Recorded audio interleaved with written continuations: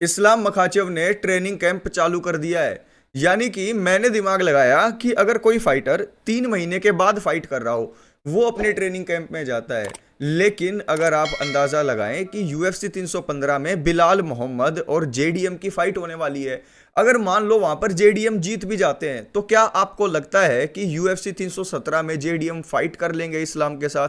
ऐसा हो ही नहीं सकता, क्योंकि बातें चल रही थी कि इस्लाम मखाचेव ना वेल्टरवेट डिवीजन में चले जाएंगे। लेकिन ऐसा होता हुआ मुझे अभी दिखाई नहीं दे रहा। वो ट्रेनिंग कैंप में चले गए हैं, यानी कि 3 महीने के बाद उनकी फाइट है। यानी यूएफसी 317 में इलिया के खिलाफ इस्लाम की फाइट लगभग फिक्स हो चुकी है, उसका अनाउंसमेंट आना बाकी है। तो क्या हम ये अंदाजा लगा सकते हैं अब कि इस्लाम मखाचेव और इलिया की फाइट को बस लीक नहीं किया जा रहा है, यूएफसी वाले इसको बस बचा कर रख रहे हैं कि डेना वाइट के मुंह से इसकी अनाउंसमेंट हो तो अच्छा लगे। तो देखिए भाइयों, मेरे हिसाब से तो ये डन डील हो चुकी है। सुकून आ गया है दिल के अंदर, क्योंकि Islam versus Ilia UFC 317 International Fight Week की मेन इवेंट होने वाली है। तो दोस्तों, आप लोग जो देखना चाहते थे इस फाइट को, उनके लिए ये गुड न्यूज़ है। दूसरी न्यूज़ बिलाल मोहम्मद की है। बिलाल मोहम्मद का कहना यह है कि चलो इलिया के साथ इस्लाम की फाइट आप देख भी लोगे तो आपको ज़्यादा से ज़्यादा 10 मिनट फाइट देखने को मिलेगी। यानी कि सेकंड राउंड के एंड होते होते इस्लाम मखाचेव इलिया टोपुरिया को फिनिश कर चुके होंगे। अब बिलाल मोहम्मद इसलिए ऐसा सोच रहे हैं कि उनके हिसाब से इलिया टोपुरिया और इस्लाम मखाचेव जैसे ही ऑक्टागन के अंदर आएंगे तो इस्लाम मखाचेव मेजर करेंगे, और इवन इस्लाम मखाचेव उनको पहले क्रैक करेंगे, हर्ट करेंगे, उसके बाद उनको टेक डाउन करके सबमिट कर देंगे। ज्यादा से ज्यादा उनको 10 मिनट लगने वाली है। तो देखिए भाइयों, मुझे ऐसा लगता है कि इस्लाम मखाचेव इस फाइट को जीत सकते हैं, लेकिन सेकंड राउंड के अंदर ही वो इलिया को फिनिश कर देंगे, ऐसा मुझे मुश्किल लगता है। आपको क्या लगता है? तीसरी न्यूज आ रही है ड्रीकस डुप्लेसिस की। ड्रीकस डुप्लेसिस इंजर्ड नहीं है, ये बातें चल रही है। ड्रीकस डुप्लेसिस हमजत चिमाएव के साथ फाइट करने वाले थे इंटरनेशनल फाइट वीक में, ये डन डील थी। लेकिन यहां पर ये फाइट स्क्रैप हो चुकी है। लेकिन यूएफसी वाले बताना नहीं चाहते कि ड्रीकस डुप्लेसिस जो है वो एक्चुअली इंजर्ड थे। ये बात जो मैं कह रहा हूं ना, जो मैंने वीडियो बनाकर 2 दिन पहले भी बता दी थी कि एक्चुअली में डीडीपी इंजर्ड हैं, लेकिन वो बताना नहीं चाहते हैं। क्यों बताए भाई? अपने कैंप के अंदर से बातें क्यों लीक करें? तो ये बात अब बाहर आने लग गई है। अलग अलग मीडिया आउटलेट इस बात को उठा रहे हैं कि यार अगर डीडीपी ठीक है तो यूएफसी 317 में ये फाइट होनी चाहिए थी।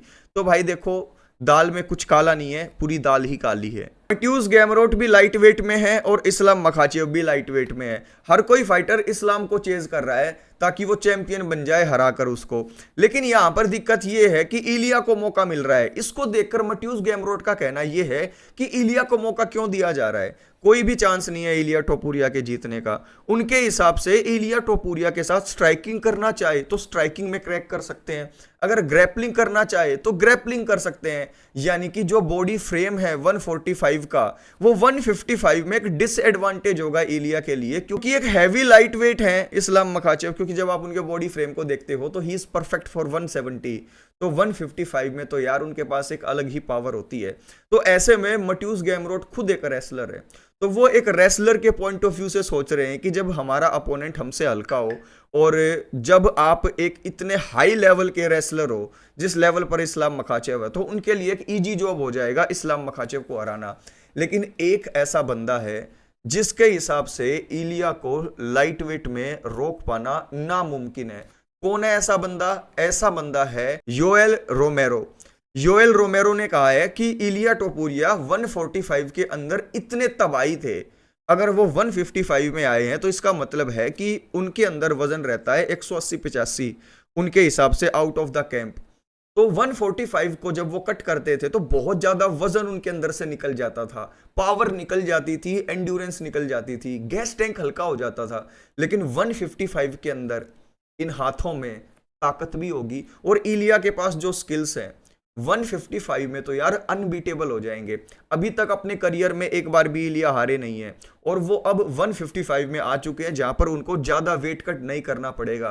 तो ऐसे सिनेरियो में हर लाइट वेट को बच के रहना है इलिया से, और उनके हिसाब से तो इस्लाम मखाचेव को इलिया हरा देंगे, ऐसा मानते हैं योएल रोमेरो। अब देखो भाई, आपने एक चीज नोटिस की होगी, यूएफसी के जो अलग अलग फाइटर है ना, उनका पॉइंट ऑफ व्यू अलग अलग रहता है। कोई इलिया को चूज कर रहा है, कोई इस्लाम मखाचेव को चूज कर रहा है। इयान गैरी ने रिसेंटली कार्लोस प्रेटस को हरा दिया, लेकिन जो फाइनल राउंड था ना, उसके आसपास कार्लोस प्रेटस ने काफी अच्छा परफॉर्म किया था। लेकिन एज यूजुअल हमें पता है कि भाई ज्यादा पॉलिश्ड, ज्यादा हाई लेवल के फाइटर्स के साथ फाइट करके कैसे फाइट करनी है, डिस्टेंस तक कैसे लेकर जाना है अपने तरफ मामले को, ये पता है इयन गैरी को।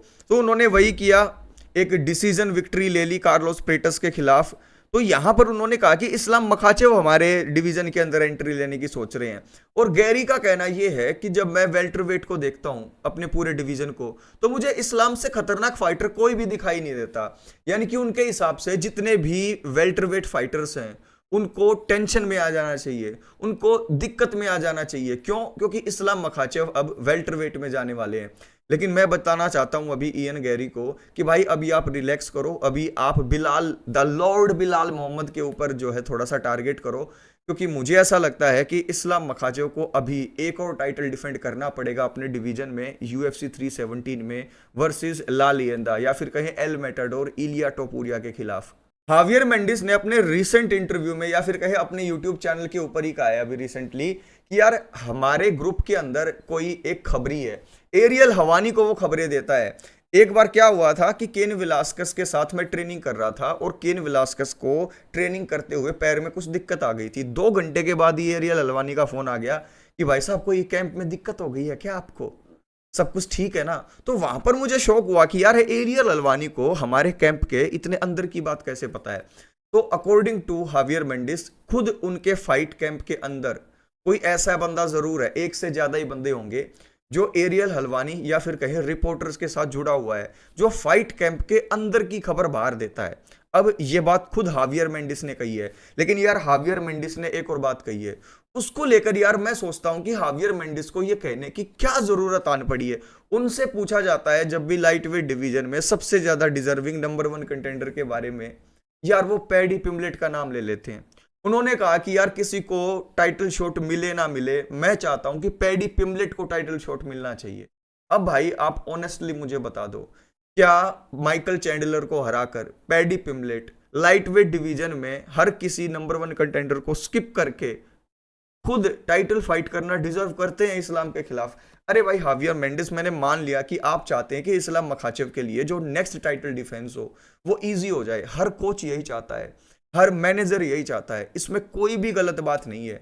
लेकिन यार एटलीस्ट आप ऐसे फाइटर का तो नाम लें जो नंबर 1 क्लियर कंटेंडर दिखता हो। अरमान सारूकियन का नाम ले देते, चार्ल्स ओलिवेरा का ले देते, इवन आप गेची का नाम ले देते, जहां पर अलग अलग मीडिया आउटलेट पर बात चल रही है कि जस्टिन गेची को टाइटल शॉट मिलेगा। भाई किस बेस के ऊपर यार? जस्टिन गेची ना खत्म हो चुके हैं, उनका टाइम जा चुका है यार। अब जस्टिन गेची के आगे सोचने का टाइम आ चुका है। लाइट वेट में नए नए फाइटर आ चुके हैं, मारिसियो रूफी आ चुके हैं, उधर से अगर आप देखें इलिया टोपुरिया आ गए हैं, बहामंडस आ गए हैं अभी, क्योंकि उनकी फाइट जो है अभी फिजिव के साथ फिक्स हो गई है। तो 155 is going to be a massive division. वैसे भी ये सबसे स्टैक डिवीजन रहता है। तो ऐसे में पैडी पिमलेट के खिलाफ आप नेक्स्ट जो है अपना टाइटल डिफेंस करवाना चाहते हो इस्लाम मखाचेव का, दिस इज वेरी पैथेटिक यार। बिल्कुल बुरा लगता है जब आप जैसे लेजेंडरी कोच ऐसी बहकी बहकी बातें करने लग गए हो। तो दोस्तों आज की ये वीडियो कैसी लगी? यूएफसी की दुनिया में जो भी कुछ चल रहा है वो मैंने आज के इस वीडियो में अभी डिस्कस कर लिया है। एक और वीडियो आज शाम को आने वाली है, बहुत ही जबरदस्त, लेकिन वो मिस नहीं होनी चाहिए। तो वीडियो को लाइक करके चैनल को सब्सक्राइब जरूर कर लेना है।